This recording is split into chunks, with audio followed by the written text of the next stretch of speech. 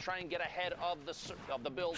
Inge damage die krijgt man. Pressure from the third party in Motor picks up that elimination. A 1v1 Zeg jij dat ook aan het zien? situation. Motor in a huge disadvantage in the storm, ticking slowly, and Artor sitting on enough builds maybe to apply pressure. Down to 10 now. The drop in and finds the elimination. Only 2.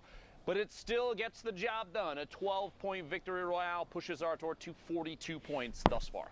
And again, don't forget the prize pool being doubled this week. Even if you don't get one of those qualification spots there, doubled in every single one of the placements. So each one of those interactions could be the difference in a little bit of a bigger paycheck. But now we're swinging right on board over towards one of the snowy areas in Happy Hamlet. 38 players in this match. I think Happy Hamlet's worthless.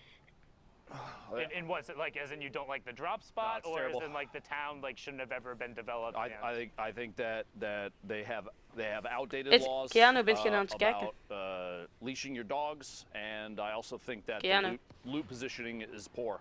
I do not like Happy Hamlet. If you agree with me, hashtag je hebt dat niet gezien of wat? Hashtag Fortnite World Cup. What is your favorite solo drop spot? Ja, weet je dan nog? Die accurate gamer of zoiets. What's your favorite solo spot? What's your nee, die Aki. My go-to typically is going to be, okay, so there's a little pirate camp in the southwest of Pressure Plant that before the volcano went off, that's where I was consistently dropping.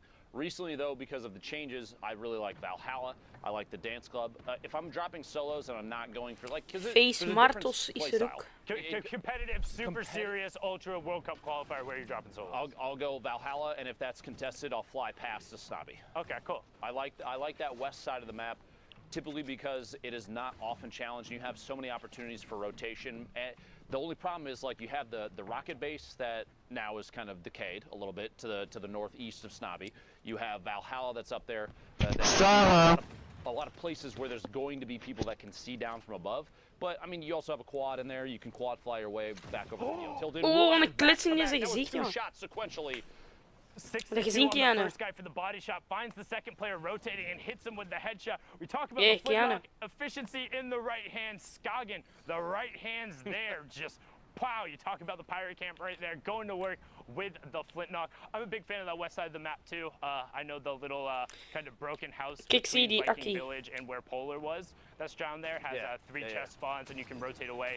There's mushrooms there. That's one of my drop spots. You can feed into Greasy if you want to. There's a lot of chances to move over there. I think the west side of the map right now is one of the best for solos. I'm just upset. I lost the covered bridge down south in between Lucky down there. Has 2 spawns on itself, and then the pirate cannon that used to be there had 2 spawns, and then the house had a spawn. Ja, maar Bente dat laat maar niet, jongen. Het ziet er nog los uit dat and then you move right into old factories. It was really good. Ik had al 110 punten. Unfortunately, now on board here with Styler. CS sitting on 42 points. You can see him trying to edit down the rest of the lobby. Not sure about that shadow bomb. He popped the shadow bomb and then like. I think he thought about it for a second and said, you know, I don't want to make this, this go to waste, so I'm just going to, instead, I'm going to push for rotation. But you can see in the bottom right-hand corner there, that supply drop just goes completely to waste. There was no one there. Let's look at the rest of the lobby. Ziet nog steeds in zijn baller, man. Waldo, Orc H, Fool, Bayonne. Mods, Blazin, so many players. Mexi over there in a baller rolling around. Talazito in there and still above storm damage. So if you are rolling around in the ball, you will be getting the ticks going there. Have to play aggression, have to play aggressive going through to turn that off, or just tag. Knocks in the feed a second ago, I believe, being eliminated by the storm. Looks like that threshold did get to him, down to 31 players. Need one more to go down before Storm Surge is no longer a factor. 94 above right now for Styler, taking quick peeks, maybe thinking I need to get hit on somebody. It's too late. I'd say back-to-back hits is pretty good there. Picking up an Elin, pushing it to 30 remaining. One through the wall to the right. Quick shot, misses twice, but finds a third. Ja, die heeft die comedy daar te vinden. The second Elim so far for Styler, sorry. 29 players left, we're 4 away from placement points. And this is so many people trying to rotate simultaneously through not even the ultimate low ground, but just kind of the mid is just full of people. Every single layer is a fresh tarp, and you have tons of new builds and a lot of metal coming up. A lot of metal going through it, and you've got to work through the old builds as Prism gets taken down. Wow, een zieke. Die heeft hogere sensitivity als Mr. Savage, hè? Ghosty gets taken down as well as Habusen, as he edits down, gets the shot, and then the tick over from the fall damage, I think? No, I think that player that he shot actually survived.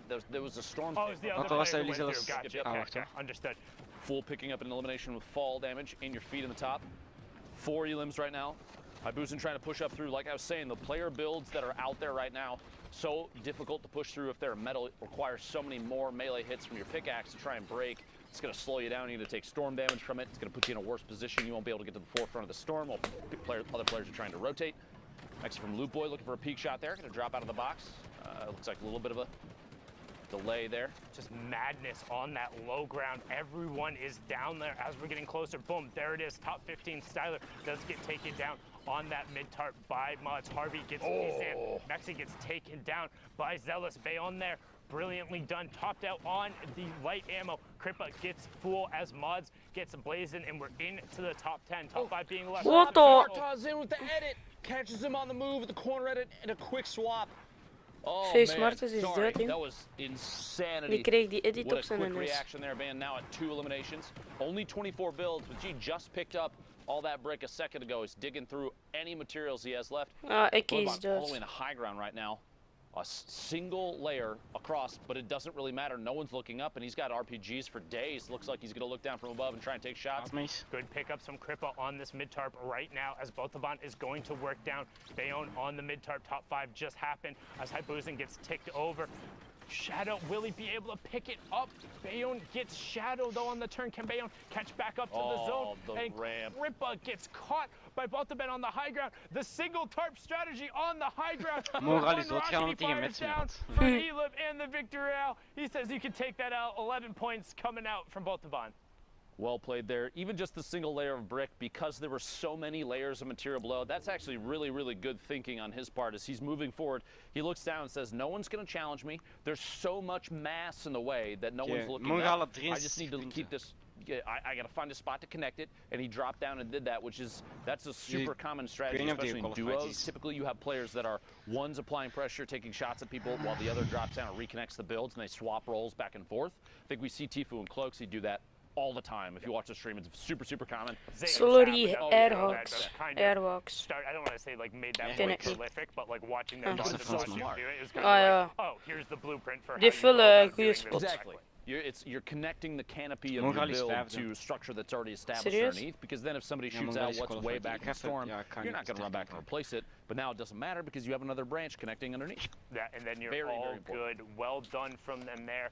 As we're on board here with Solari Airwalks, 49 players left. Just a tick under half of the lobby. Storm Circle 5 is closing, and we're also going to be rotating through pressure plant, so lots of geysers, lots of innate natural mobility, and a decent amount of mats and metal that can be reused, so it should be interesting to see what ends up happening here. Oh, die heeft nog maar 18 punten.